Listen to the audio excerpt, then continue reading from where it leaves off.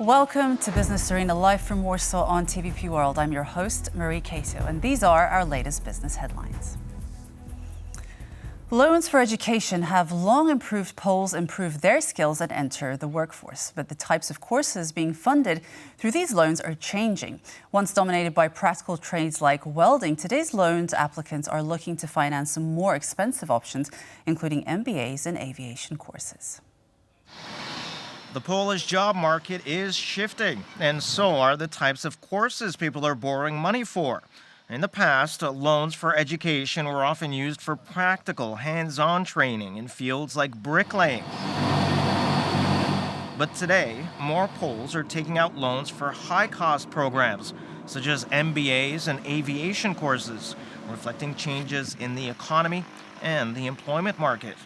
The Loans for Education program, which has been running for 7 years, was initially aimed at individuals at risk of exclusion from the workforce. Loans for education are dedicated to people outside the job market, those with certain disabilities, or those at risk of social exclusion. The program has already disbursed almost 14 million euro, helping thousands of individuals finance their education. However, it still had to adapt to meet the changing demands of the job market.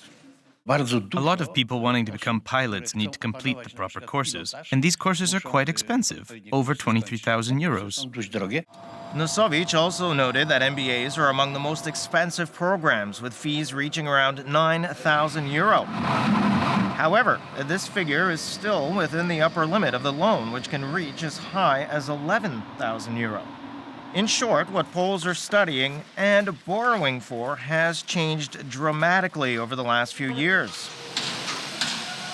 From practical skills training to elite business degrees, the types of loans taken reflect an evolving workforce.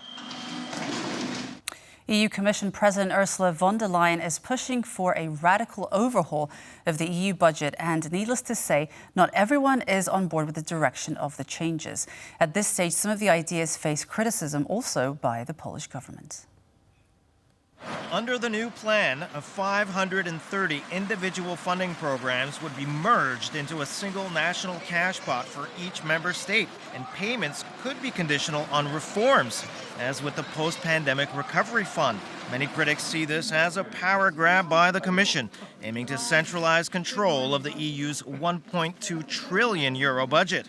We spoke to the Deputy Minister of Regional Funds and Policy about Poland's stance on the plan. Polish government has made its voice heard loud and clear over the last couple of weeks about our position on the future of European funds, and we position ourselves as firm believers of the powers of regionalization and regionalizing the decision-making processes.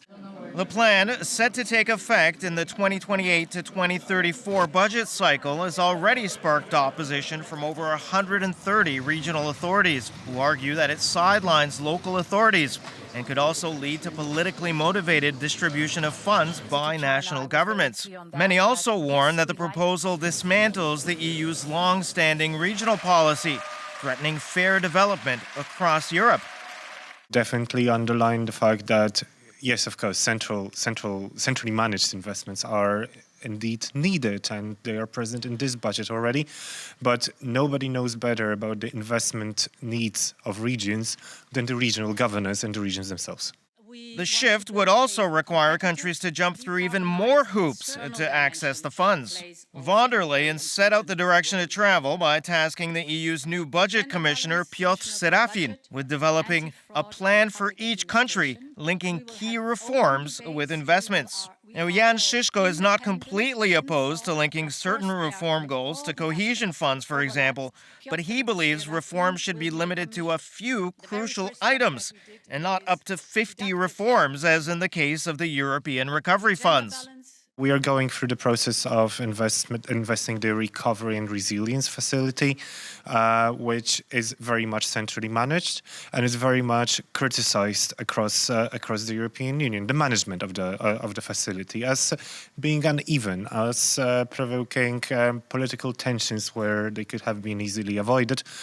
We do not have to repeat the mistakes of the past. Let's just repeat the solutions that work.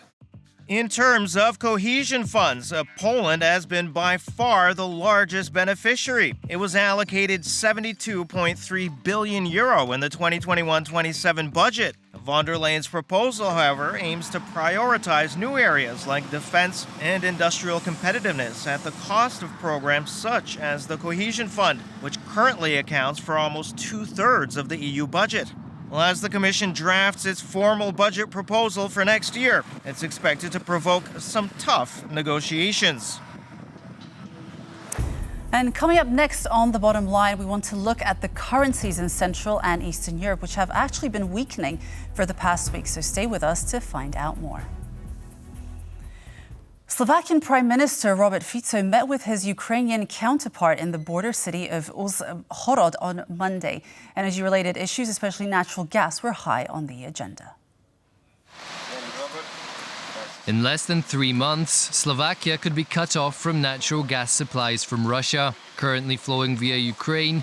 The embattled country has reiterated it wouldn't extend the transit agreement beyond 2024. The strategic goal of Ukraine is to impose sanctions on the Russian gas sector to deprive the Kremlin of profits from the sale of hydrocarbons, with which the aggressor finances the war. However, a consensus would benefit both sides involved. On the one hand, of course, Ukraine would try to defend its position,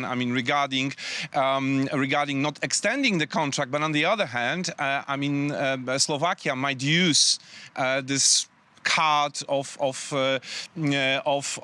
the need of political consensus when it comes to other political issues on the EU agenda. Slovakia is optimistic that the agreement can be extended. I think the result is not clear yet. Is it currently at the level of both prime ministers to decide? But we hope that yes, indeed. And we will still get the gas also after the 1st January of 2025.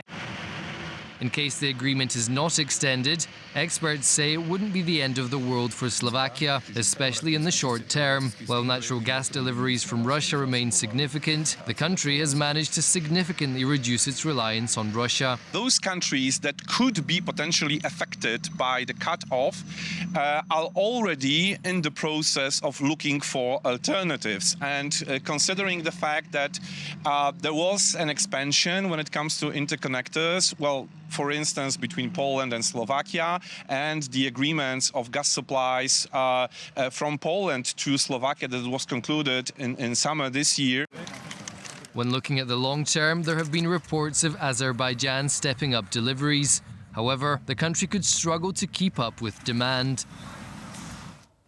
And that's all for our business news updates. For more business stories, check us out on tvpworld.com.